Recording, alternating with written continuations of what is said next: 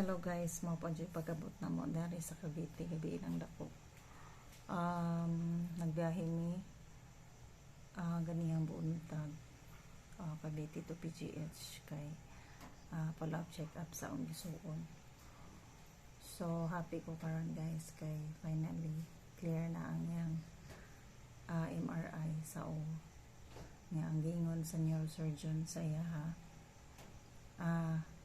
good news kay fast recovery daw siya, paspasan niya pag-ayo sa iyang ang kulang ra jud sa iya is katong kaan ka ng exercise kay napa may mga malfunction sa isang face o finally nakabawa na dyan sa result, so clear na siya, ready na siya for operation. Magpa-schedule pa guys.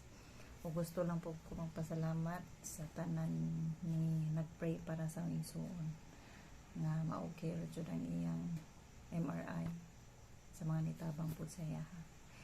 And salamat sa inyo guys sa inyong mga pagampo.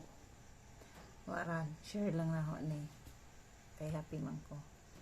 Salamat ninyo guys and God bless. Bye. Sagdila na akong dagway guys sa kay murag haggard na jud kas biyahe. Pasalamat ko sa Ginoo nga okay ra jud ang tanan.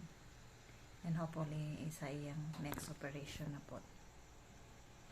And prayer balad wala may ka tunol or unsa diha, basta pray lang jud. Daghang salamat inyong tanan.